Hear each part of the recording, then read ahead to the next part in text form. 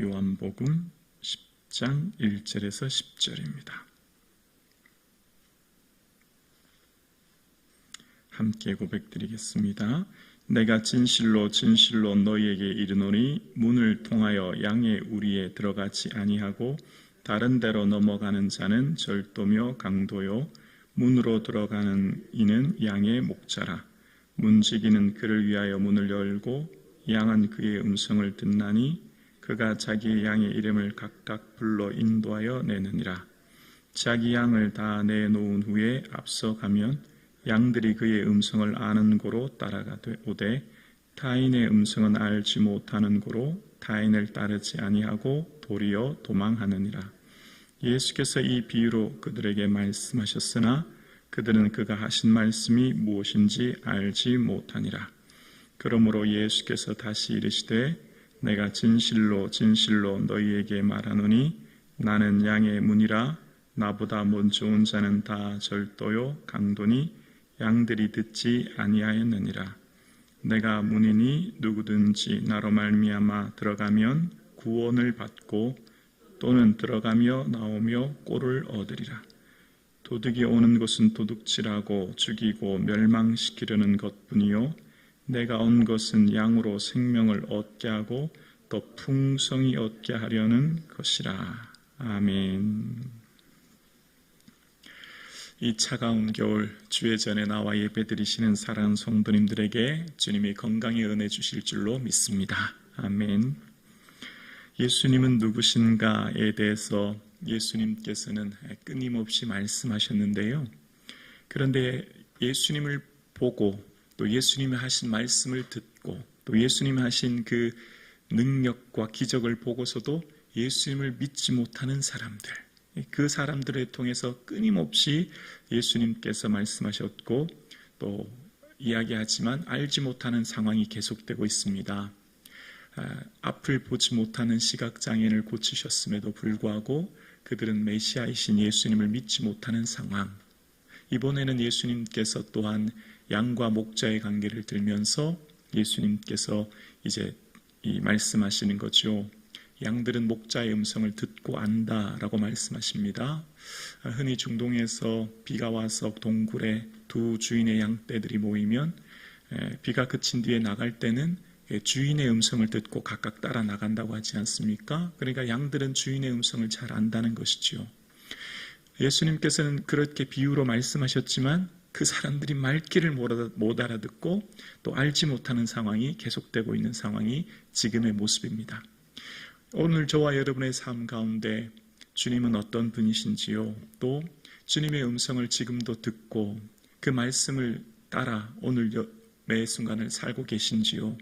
주님께서는 우리에게 이 성경의 말씀을 통해 우리에게 끊임없이 주님이 어떤 분인지를 말씀하고 계시고 또 각자만의 주님과의 아름다운 교제, 주님이 들려주시는 그 음성, 주님과 함께 동행하는 삶의 그 이야기가 지금 우리는 계속되고 있습니다. 어쩌면 인생은 이야기라 생각되어집니다. 한편의 이야기, 드라마. 우리가 주님 앞에 설 때 주님과 우리의 그 사귀었던 그 이야기를 우리는 그날에 추억한다 생각합니다. 여러분, 명절에 고향에 가면 기쁜 이유는 과거 형제들과 부모님과 과거에 있었던 그 추억들을 통해서 기쁨을 누리지 않습니까?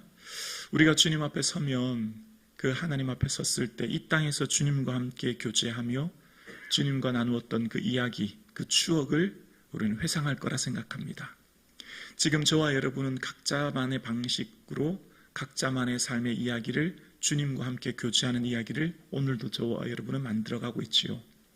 그 서로의 이야기 속에서 사랑하는 연인들이 서로의 이야기를 주고받으면서 교제하듯이 오늘 우리는 각자 주님께서 들려주시는 그 음성을 듣고 주님과 교제하며 지금 이 삶을 살아가고 있는 것이죠. 삶에 지치고 어려울 때 주님께 기도하면 주님은 말씀하여 주시지요. 주님의 그 음성을 듣고 나면 정말 죽을 것 같은 고통의 상황 가운데서도 일어설 수 있는 힘을 얻게 되고 너무너무 고통스럽고 어려운 상황에서도 그 주님 말씀하시는 한마디에 정말 어떤 고난과 어려움 속에서 또 다 헤쳐나갈 것 같은 큰 힘을 얻지 않습니까? 저는 그냥 양해해 주세요. 제 얘기를 해서. 저는 기도하면서 이렇게 기도를 많이 하면 특히 방언의 기도가 많이 하게 되고, 방언 기도를 많이 하게 되면 그 방언 기도를 통해서 통역의 은사를 주시는데, 그것을 통해서 말씀해 주실 때 어떤 의미인구나 깨닫기도 하고, 또 그렇게 말씀하시는구나 새롭게 해석되기도 하고, 또 지금 내게 말씀해 주시는 게 무엇인구나를 깨닫기도 하는 경우가 많거든요. 그러니까 하나님께서는 사랑하는 성도님들 각자에게 그 신앙의 단계의 연륜에 따라서 고유한 방식으로 지금도 말씀하고 계십니다. 우리가 단지 듣지 못할 뿐이에요.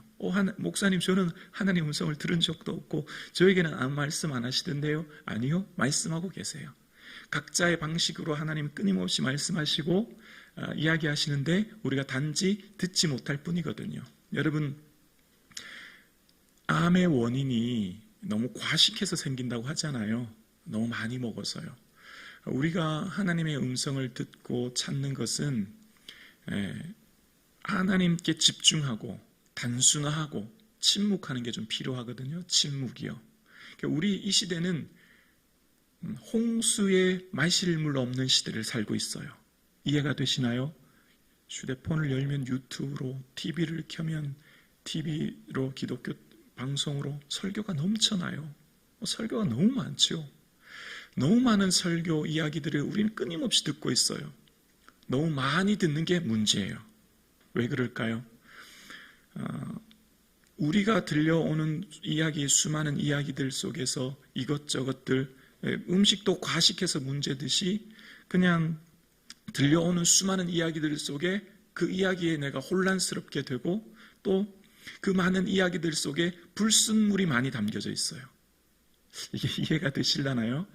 설교 말씀은 그 신학이고, 그 신학의 기초에서 해석하고 말씀하는 건데, 그 신학이 각자 색깔이 다양하고 그에 따라서 시대와 함께 설교를 하는데, 근데 거기에는 너무나 이 불순물들, 본질적이지 않은 것들을 통해서 사람들의 어떤 자극적인 언어, 또 무슨 정치적인 상황, 여러 가지를 이야기하면서 사람들을 부추기고 거기에 사람들의 이목을 끌고, 그런 것들로 통해서 사람들을 많이 이렇게 집중시키는 게 많거든요. 문제는 너무 이것저것 듣다 보니까 이게 예수님께만 집중하고 예수님과 나와의 어떤 이야기, 추억, 예수님과 나와의 교제의 삶을 살아야 되는데, 이 세상의 관심, 세상의 관점을 두고 엉뚱한 데 관심을 두고 엉뚱한 데 에너지를 쏟게 만드는 게 너무 많거든요.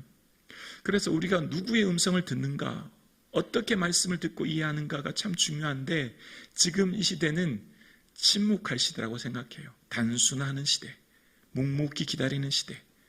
여러분, 너무 복잡하고 너무 분주해요. 잠잠히 기다림이 필요한데 우리는 그게 없어요. 여러분, 지금 예배를 마치고 떠나보세요. 여러분, 얼마나 많은 걸 보고 듣고 계세요. 쉼 없이 보고 들어요. 수많은 광고들, 수많은 것들을 우리를 현혹시키지요. 그런데 지금은 눈을 감고 조용히 예수님께만 집중할 시대가 오늘 이 시대라고 생각합니다. 단순화하고 침묵하고 주님의 말씀이 무언가를 귀 기울여야만 하는 시대. 너무 많고 너무 복잡한, 너무 분주한, 너무 많은 이야기를 듣고 있는 이 시대에 예수님께 집중하고 예수님의 음성을 귀 기울이고 예수님께 내 마음을 쏟을 수 있는 저와 여러분 되기를 주의 이름으로 축원합니다.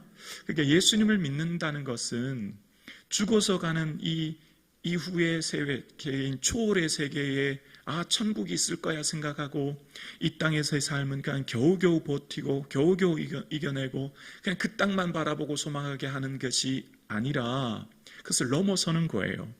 그 예수님을 믿는다고 하는 것은, 영생을 은혜로 주셨다고 하는 것은, 그 영생의 은혜는 그 하나님 나라의 소망을 품고 오늘을 힘있게 살게 하는 게 믿음인 거예요.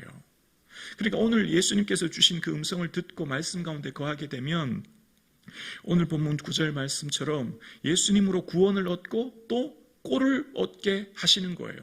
영생이라고 하는 구원의 은혜를 얻을 뿐만 아니라 현재 주시는 그 말씀의 그 음성을 통해서, 주님과의 교제를 통해서 현재를 살 수 있는 꼴을 주시는 게 믿음인 것이거든요. 그러니까 믿음이라고 하는 것은 지금 현재의 삶을 더 충실하게 살아가는 겁니다. 믿음 있다 하는 사람은 뿌리가 깊은 거예요. 그래서 주님 주시는 이 믿음의 특징은 생명을 얻는데 더 풍성히 얻게 하는 겁니다. 여러분 한번 생각해 보세요. 생명은 지금 이 땅에 살고 있는 모든 사람은 다 생명이 있죠. 그런데 죽은 것 같은 생명도 있어요. 그렇지 않습니까? 어떤 코마 상태에서 중환자실에서 혹은 오랜 시간 병동에 누워 있어서 아무것도 하지 못하는 분들도 그 심장은 뛰지만 코마 상태로 거의 죽은 것 같은 사람도 있지 않습니까? 요한이 설명하는 특유의 방식이 바로 이 방식이에요. 살아있는 자 같으나 죽은 자라는 이런 표현. 생명을 얻는데 생명을 얻었으면 됐지 하지만 그 생명을 더 풍성히 얻는다는 거예요. 20대 젊은 청년이 운동을 하면서 등산을 하면서 힘이 넘치는 생명을 가진 사람도 있지만 병상에 누워서 아무것도 하지 못한 채 있는 분들도 생명이 있는 것이지요. 믿음도 마찬가지라 생각합니다. 예수 믿는 성도들의 삶도 마찬가지라 생각해요. 예수님을 믿는데 그냥 겨우 그냥 천국이 있지, 겨우 그냥 하나님 나라가 있다고 하던데 그럴 거야 라고 믿는 사람이 있고, 그 천국에 대한 확신과 믿음으로 현재의 삶을 예수님과 이야기 속에 교제하고 예수님과 함께 동행하면서 현재의 삶 가운데 너무 기쁨 가운데 살아가고 있는 성도가 분명히 있다고 생각합니다. 예수님 믿는 것과 내 삶이 아무런 의미가 없는 성도도 있어요. 예수님을 믿는데 삶에 아무런 능력과 기쁨과 은혜가 없이 이분법적인 사고, 이원화된 사고, 믿는 건 믿는 거고 삶은 삶이고, 이런 성도의 삶이 있다는 거죠. 그러나 믿는 것과 아는 것은 하나 되는 것이고, 예수님이 믿는 것은 곧 내 삶의 현실, 살아가는 삶의 모든 것이 실제적인 삶으로 드러나는 것이지요. 그래서 우리에게 예수님을 믿는 것은 생명을 얻는데 더 풍성히 얻는 것. 여러분 믿음의 영역이 얼마나 넓고 큰지 몰라요. 여러분 믿음은 현재의 삶을 살아가는 삶 가운데 예수 믿어 구원 얻어 천국 가는 믿음, 예수 믿어서 겨우 하나님 나라에 가는 믿음, 이 단계의 믿음이 아니라 그 믿음은 현재의 삶 가운데 바랄 수 없는 중에 바라고, 어떠한 고난 가운데서도 믿음으로 돌파하고, 어떠한 삶의 환경 가운데서도 믿음의 언어를 선포하고, 비록 현재의 삶이 불가능하고 어려운 상황일지라도 믿음 가운데 믿음의 언어를 선포하고 능력으로 선포함으로 현재의 삶 가운데 하나님께서 살아계시는구나라는 것을 삶으로 경험하고, 하나님의 능력을 나의 삶 가운데 간증하고, 하나님의 예수 그리스도의 살아계심을 보여주고, 그렇게 살아가는 성도도 분명히 있다는 것입니다. 그래서 오늘 예배드리시는 사랑하는 성도님, 예수님은 오늘 우리와 함께 하십니다. 아멘이십니까? 예수님은 죽은 분이 아니에요. 나와 함께하고 계세요. 그리고 예수님은 끊임없이 녹화하고 계세요. 말씀하고 계세요. 근데 단지 우리가 예수님께 귀 기울이지 않고 듣지 못할 뿐인 거죠. 다른 데 너무나 관심이 많은 거죠. 예수님의 음성을 듣고 그 예수님의 음성을 들으면 죽을 것 같은 상황 가운데서도 살 것 같아요. 문제가 안 돼요. 걱정거리가 안 돼요. 염려가 안 돼요. 말씀만 들으면 말입니다. 그러면 삶이 변화되죠. 그리고 그 예수님의 음성을 통해서 예수님과의 좋은 추억이 지금 만들어지고 있는 거예요. 오늘 함께 예배드리시는 우리 사랑하고 존경하는 우리 장로님, 권사님, 집사님, 예수님이 나를 얼마나 사랑하는지 양의 문과 우리를 통해서 우리를 보호하고 지키고 계시잖아요. 문 안과 밖은 안전한가 위험한가의 차이 아닙니까? 예수님은 지금도 우리를 품고 계세요. 우리를 안고 계세요. 우리의 가정과 우리의 자녀와 우리의 삶을 주님께서 친히 꼭 안고 품고 계세요. 그리고 내가 너를 사랑한다, 내가 너의 걸음걸음을 함께하고 있다 말씀하고 계세요. 그 좋으신 주님을 바라보고 주의 음성을 듣고 위로를 누리고 기쁨을 누리는 신앙생활 되기를 주의 이름으로 축원합니다.